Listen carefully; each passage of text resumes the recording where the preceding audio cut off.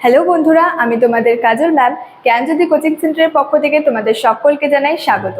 তো বন্ধুরা, আজকে আমি তোমাদের ইউনিভার্সিটির আন্ডারে যে টপিকটি নিয়ে আলোচনা করব সেটি হচ্ছে যে হরপ্পার অধিবাসীদের ব্যবহৃত অস্ত্রশস্ত্র এবং যন্ত্রপাতি সম্পর্কে। তো আলোচনার আগে তোমাদেরকে একটা ছোট্ট ইনফরমেশন দিতে চাই। তোমরা যারা আমাদের কোচিং সেন্টারে এখনো যুক্ত হওনি কিংবা যুক্ত হতে চাইছো, তারা উপরে দুটি নাম্বার দেখতে পাচ্ছ, 6295916282 এবং 7076398606। এই দুটি নাম্বারের মধ্যে যে কোনো একটি নাম্বারে যোগাযোগ করে কিন্তু আমাদের সাথে যুক্ত হয়ে যেতে পারো। তো দেরি না করে আজকে টপিক সম্পর্কে আলোচনা শুরু করছি। তো বলেছে হরপ্পার অধিবাসীদের ব্যবহৃত অস্ত্রশস্ত্র ও যন্ত্রপাতি।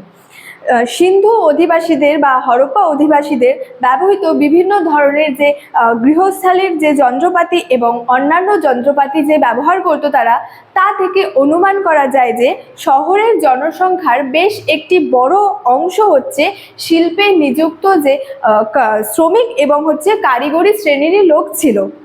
এবং সেখানে সাধারণত পাথর ও ধাতু দিয়ে হচ্ছে নানা ধরনের যন্ত্রপাতি তৈরি করা হতো।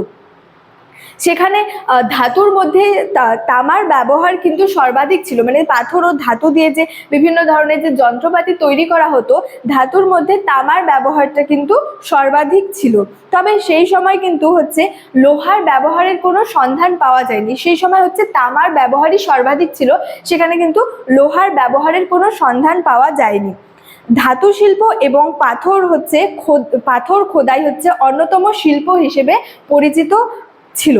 এবং বলা হয়েছে যে এই সিন্ধু উপত্যকার মানুষজন তামা ও ব্রোঞ্জ দিয়ে কিন্তু অস্ত্রশস্ত্র তৈরি করতো, মানে সিন্ধু উপত্যকায় যে মানুষজন বসবাস করতো সেখানে তারা হচ্ছে তামা ও ব্রোঞ্জ দিয়ে যে সেখানের অস্ত্রশস্ত্রগুলি কিন্তু তৈরি করতো। এবং হচ্ছে যে তামা ও ব্রোঞ্জ দিয়ে তারা নানা ধরনের ছোট ছোট মূর্তিও তৈরি করত। তাদের হচ্ছে যে অস্ত্রশস্ত্রের মধ্যে উল্লেখযোগ্য ছিল হচ্ছে বর্ষা, কুঠার, তীর ধনুক ও ছুরি। এগুলা যে অস্ত্রশস্ত্র তারা তৈরি করতো, সেই অস্ত্রশস্ত্রের মধ্যে এগুলি হচ্ছে উল্লেখযোগ্য ছিল।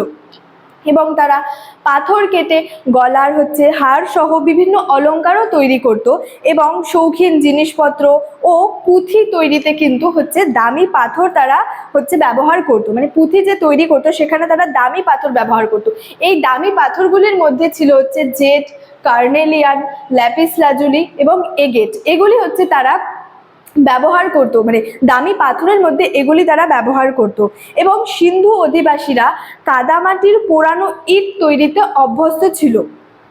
এবং যে সিন্ধু অধিবাসীরা বা হরপ্পার যে অধিবাসীরা তারা কাঠের চেয়ার, চৌকি, টুল তৈরিতেও কিন্তু ব্যবহার করত। এবং হচ্ছে নৌকা তৈরিতেও তারা হচ্ছে যথেষ্ট দক্ষ ছিল। এবং দামি পাথর হিসেবে তারা হচ্ছে সোনা এবং হচ্ছে যে রূপার অলংকার ব্যবহার করত, মানে দামি যে পাথর ছিল সেই হিসেবে তারা হচ্ছে সোনা ও রূপার অলংকার হচ্ছে ব্যবহার করত। এবং যে গয়নাগুলি নির্মাণে তাদের হচ্ছে ছাঁচের ব্যবহার ও হচ্ছে হাতুড়ির ব্যবহার লক্ষ্য করা গিয়েছিল, মানে গয়নাগুলি যে নির্মাণ করতো সেখানে হচ্ছে ছাঁচের ব্যবহার এবং হাতুড়ির ব্যবহার লক্ষ্য করা গিয়েছিল। ডিডি কোশাম্বীর মতে তিনি বলেছেন যে অন্যান্য নিত্য প্রয়োজনীয় জিনিসপত্রের তুলনায় তাদের যে অস্ত্রশস্ত্রগুলি ছিল সেগুলি হচ্ছে নিম্নমানের ছিল। ডিডি কোশাম্বীর মত থেকে এটাই তিনি বলেছেন আর কি, যে সেখানে যে জিনিসপত্রের তুলনায় তাদের অস্ত্রশস্ত্র হচ্ছে নিম্নমানের ছিল।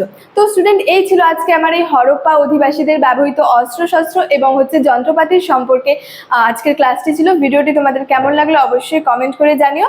ভালো লাগলে বন্ধুদের সঙ্গে শেয়ার করতে কিন্তু ভুলবে না। দেখা হচ্ছে তোমাদের সঙ্গে পরবর্তী ভিডিওতে। ততক্ষণের জন্য ভালো থেকো, সুস্থ থেকো। Thank you so much. Thanks for watching.